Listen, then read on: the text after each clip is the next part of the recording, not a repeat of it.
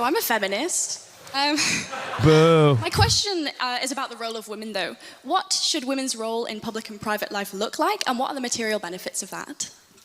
Well, thank you for that. Can I take it? I don't even want to take this detour, but can we both agree on what a woman is? Yes. An What is a adult woman? human female, it's a biological state of being that is also socially experienced. Can I please elucidate just one example of that social experience? Yeah, I was going to answer your question, but sure, go ahead. Yeah, okay. So let's say you're a member of a tribe. Why did you boo her? Because she says she's a feminist. Duh. I'm apolitical, and apolitical means you have to hate. You have to hate feminism because feminism is politics, and on women is not politics. It's just like the highest state of being apolitical.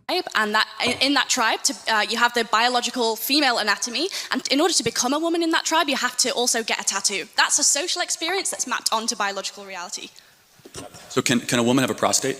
Can a woman have a prostate? Biologically speaking, a woman is an adult human female that has a biological reality, but it's also social experience, right? So I don't. Yeah, it's super easy. Like, can a woman have a prostate? So, Yes. The answer is yes, because as she also correctly pointed to, it is also socially experienced. It's like, dude, people love, Republicans especially, love playing this song and dance where they'll be like, race is a social construct. Okay, I'm black now. It's like, you can have biological markers of race, but the interactions and the analysis of what constitutes someone as a black person is still social, okay? Or what constitutes someone as a white person is still social. You can still socially experience these things. For example, I say I'm white all the time. Go ask an Islamophobic person if I'm white, and you will very quickly realize maybe I'm not so white because my name is Hasan and I'm Muslim and I'm from Turkey. Like, that's it. That is the perfect representation, because when you look at my skin color, or when you look at me from afar, especially if I'm like shaven and you don't know that my name is Hasan, you're not going to think that I'm anything but white, especially in the United States of America. Whereas if I was in Germany, for example, a country with a ton of Turkish migrants, then I'm automatically disqualified from being a part of the German in-group because they have a better understanding of like what a Turkish person looks like. So they would very quickly clock me as a Turkish person and therefore not officially German. That's it. So yes, something can have biological markers while also simultaneously have a social performance associated with it, regardless of said biological markers, regardless of said biological preconditions. This is precisely the reason why when you see a trans woman, like let's say Hunter Schafer, even if you know that they are a trans woman and you want to be transphobic, if you were to point to Hunter Schafer and say, that man over there is sitting next to my bag, no one would understand who the fuck you're talking about. They would say, what do you mean? What are you saying? Like, you would not be able to communicate with other people because gender is a social performance at the end of the fucking day. And this is before we even talk about sex and intersex people and the fact that even a prostate or other kind of like biological markers that Charlie Kirk would present as like being the end all be all of womanhood also kind of fall apart because even sex itself is not a binary. So much so that even Ben Shapiro nowadays says it's bimodal, which is at least closer to the truth. So as per my definition of woman, I would say that people who have a prostate are biologically male, but they can sometimes be socially treated as women. Okay, got it. So women can have prostates. Got it. Okay. And by the way, I feel like this is the most pro-trans argument you're ever going to get in the UK. Because even that in and of itself is like, it's, how is it not binary for curiosity? Because intersex people exist. It's not a 1-0. You're either a man or a woman. Even when it comes to biological sex, okay? When you talk about biology, when you talk about the biological version of sex, male versus female, even then, there is a tremendous number of people that are intersex. Okay. So you're a feminist. Yeah, gender is not binary, and neither is sex. That actually isn't just fighting for women, you're also fighting for men.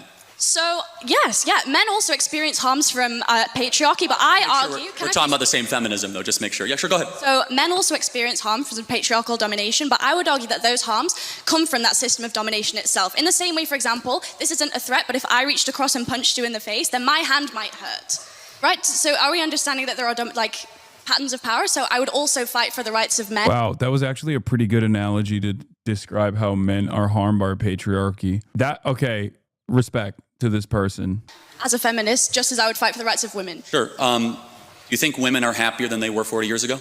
I think I would have a few responses to that. I think that women report more stress and dissatisfaction. Dude, no one is happier than they were 40 years ago. What the does that mean? Yeah, I wonder if there is an ever-present domineering mode of existence that perhaps ruins people's hope for a better future. I don't know. I wonder if that has something to do with it. Action today, because not because they have more rights or because of feminism, but because they're under dual pressure to both excel professionally and also because of the domestic labor in homes that is structured around outdated expectations. So, for example, studies like the OECD's Better Life Index show that women's life expectancy, education levels, professional achievements have risen in countries with higher gender inequality. So I would argue that what you're calling unhappiness is actually visibility, because now we hear women expressing dissatisfaction, whereas in the 50s, we prescribed them Valium and we lobotomized. Yeah.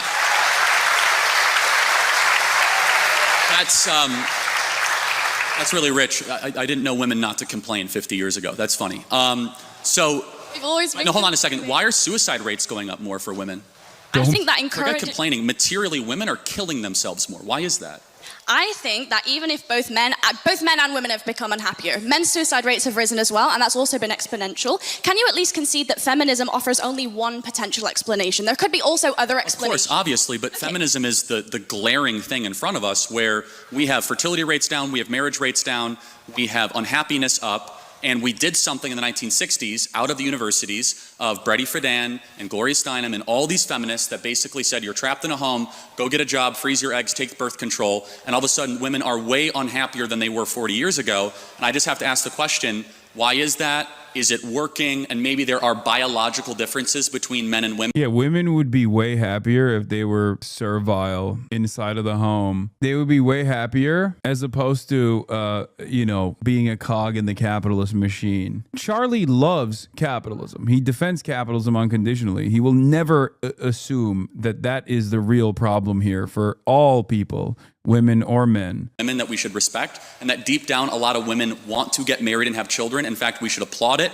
and we should support it. And also, ain't nobody is saying women shouldn't stay at home if they choose to do so. You're not arguing about that either. You want women to have no options. You're angry at the fact that women have the option. That's it. And because you're anti-woman, you're suggesting that women are stupid and should not even be presented with this option, because if even given the option, they'll choose the dumb option as opposed to the much better option of staying at home. This is about relegating women back to a servile state. That's all this is. And it's unfortunately a very, very popular way of communicating, especially to the youth, because there's a lot of interpersonal resentment towards women amongst young men for a multitude of different reasons.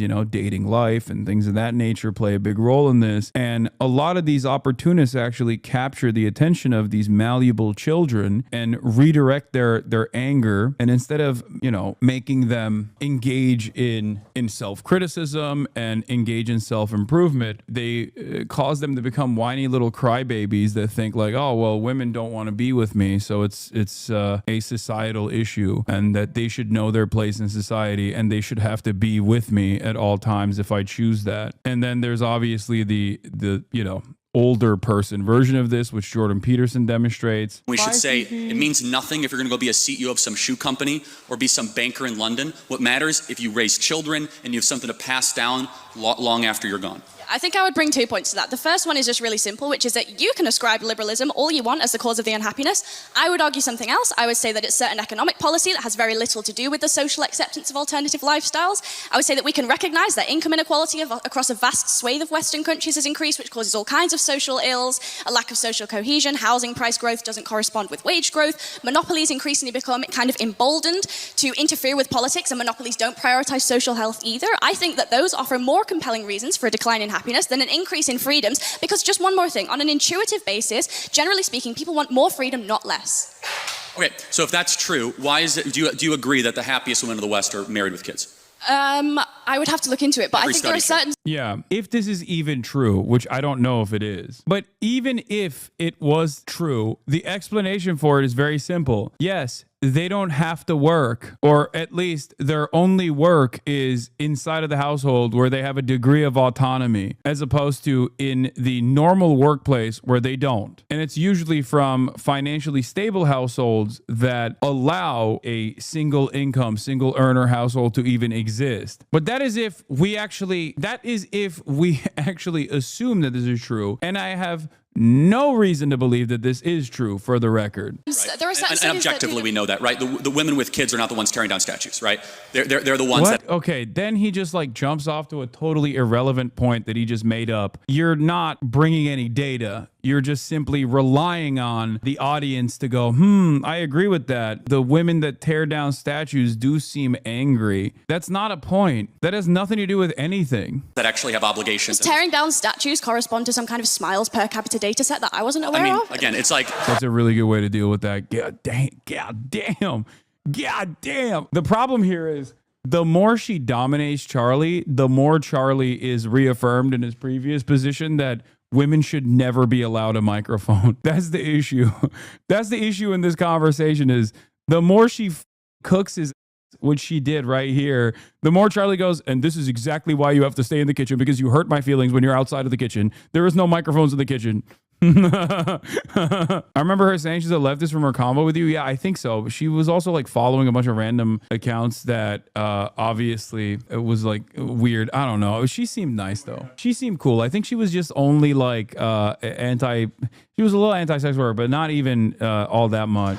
Do you concede that women with enough privilege and wealth to not need to work are much happier than the other women who have capitalism's boot on their neck? Exactly. That's the question that Charlie asked. The greatest way to destroy Charlie Kirk's argument here is basically to say, don't you feel like the systematic enforcement of capitalism and the incentive structure created within capitalism is making it infinitely harder to have children and two parents with one party working in a household? We know that, right? The women with kids are not the ones tearing down statues, right?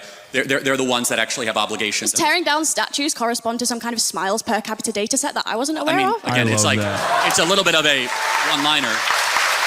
The happy and the grateful. The happy and the grateful usually don't go burn down Wendy's in their spare time, of which we saw in our country all throughout a single summer. But as a side note, you would agree, objectively, study after study, survey after survey, that the women of the West that are married and have children, especially a lot of children, are far happier than even the ones that earn more money correlated at the same age. So I also don't think that happiness is a very good metric, and neither do you, because you think gay people shouldn't just pursue happiness by being gay. They have other moralistic considerations to be making. So I don't think smiles per capita is a particularly convincing way to measure whether or not we should encourage women to be autonomous. I think we should maximize agency within a fair system that has reasonable parameters because it's expedient, it's good for the economy, it's logical, it's the moral thing, because if we can't prove the material harms, we shouldn't discourage it. And also self-reported studies is a really flawed way to do psychology. It's the week before my university exams right now, and I'm standing here explaining the basic methodology behind survey collection in sociology, which you don't even think is a real subject, to Charlie Kirk. If I took one of those surveys right now, I'd check extremely miserable. But so would a Palestinian child who's been torn to smithereens. How are we going to measure... You would say extremely miserable? No, I'm kind of making a joke. No, I mean, but seriously, like...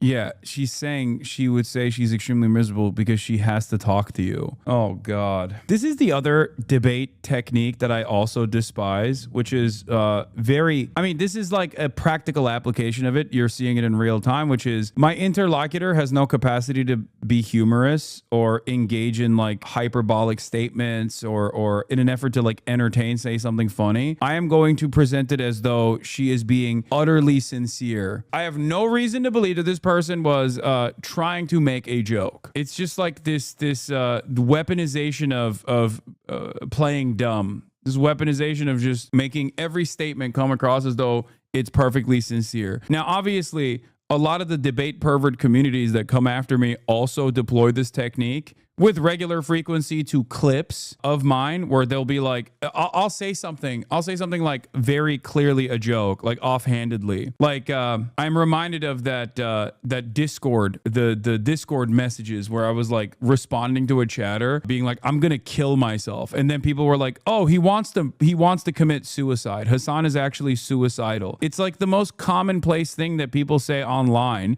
Very clearly, I'm not being sincere. I'm not suicidal in any capacity. Why the would you ever take that seriously? But hold on. I mean, like, that's an important point, though, is that the women in the West have it the best in the world, and yet they're way unhappier than women of sub-Saharan Africa. There's something fundamentally wrong here. Because the women of sub-Saharan Africa have something that a lot of women in the West do not have. The women in the West have cats, and they have good jobs.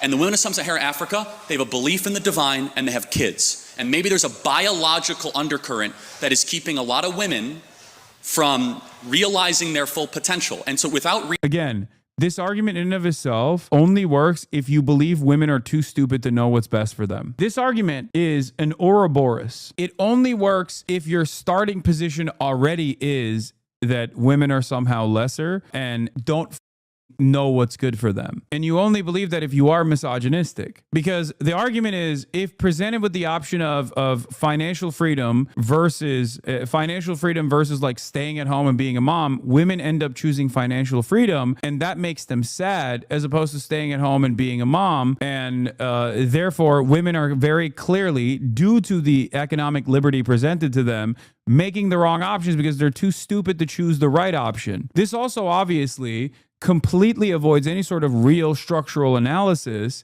of why women are choosing to work as opposed to choosing to stay at home and be a stay-at-home mom and a wife. The problem there is obviously capitalism. Reading your phone and just like, connecting. I'm not really reading my phone. Well, it's fine. Sure, then you can answer without it. Fair enough. Would you agree that it's a good thing that more women get married and have children in the West? I would ask you, would you say that a sub-Saharan African woman who's experienced female genital mutilation and checks extremely happy in a survey, and I also would check extremely happy in a survey, who do you think would be objectively more happy, even if they both check the same answer? No, again, so I fully, if you want to talk about how Islam mistreats women, we could talk all day long. Like, I'm all... This has nothing to do with Islam, you dumb This is like literally a regionally specific genital mutilation practice that it literally has nothing to do with Islam. The notion that this is like a practice in Islam is so stupid. Ugh. God, this is literally like post 9/11 Islamophobia. This is post 9/11 Islamophobia. Ah, the barbaric Muslims they're doing genital mutilation. All for that? Me too. Okay, good. So we agree. Yeah, absolutely. We actually agree have on agreement. many things. That we should shut off Muslim immigration to the UK, right? We totally agree. I think that all religious fundamentalism is bad, and if you take that logic, we should also not allow evangelical Christians into the UK either. Hold on. So hold on a second. Ooh, that was good.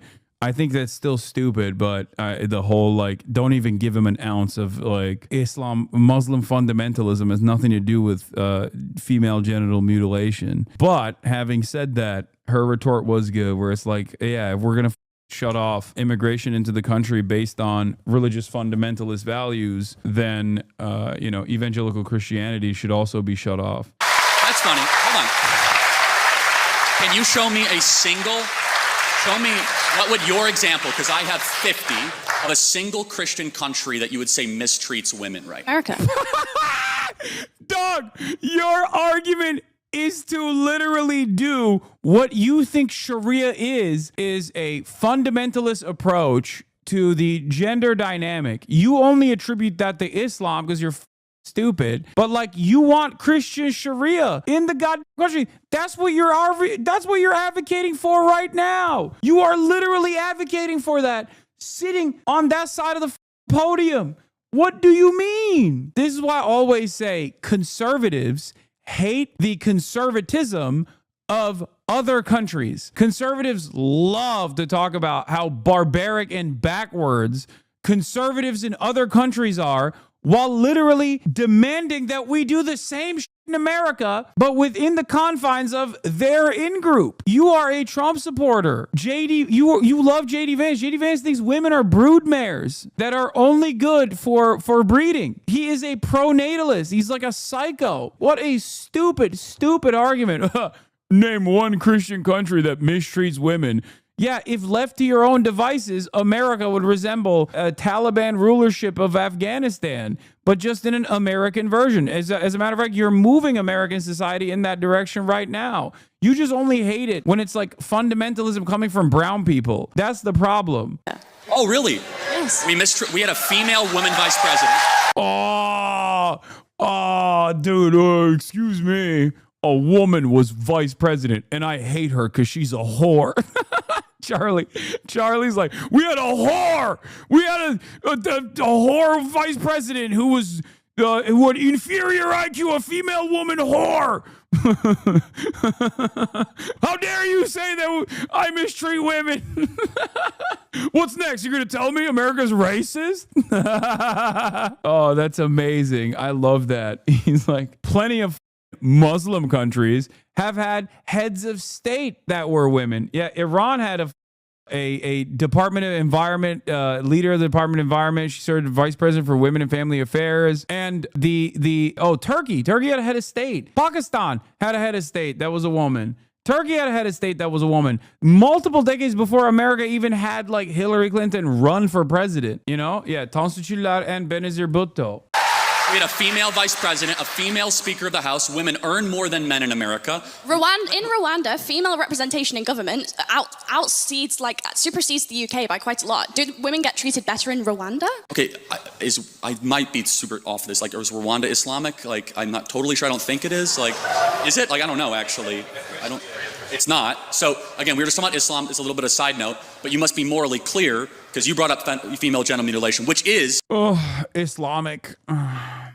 A teaching of the Islamic faith. But as it's not. It's not. What the are you talking about? God, it's just so basic. It's just basic shit. This is like addressed by Reza Aslan in like 2004, okay? What the No, it is not an Islamic teaching nor an Islamic practice at all. Okay, in which case I think we get... Do I start bringing this to a close, please? Okay, I think just one final thing, which is that in which case we get to a really interesting argument about what parts of womanhood can be demarcated to the social and what kinds of womanhood can be demarcated to biological. So, for example, my anatomy is demarcated to the biological, but the fact that I might potentially be a better nurturer than a man, I would demarcate that to the social, you might demarcate that to the biological, in which case we have differing moral scales of value. I would ask why we should necessarily prioritize your moral scale of value, which prioritizes things like the birth rate, when in actual fact there are various other moral scales of value. And if you yourself are a free market American, why is it the case that you would not, like the previous speaker noted, I've already answered extend personal freedoms towards all spheres, including a private sphere? I believe in absolute truth claims, and it's absolutely wrong and bad when a society stops having kids to replace their own population. And then you have to import the third world and you become the third. Oh my God. And then just like racist drivel at the end. Oh,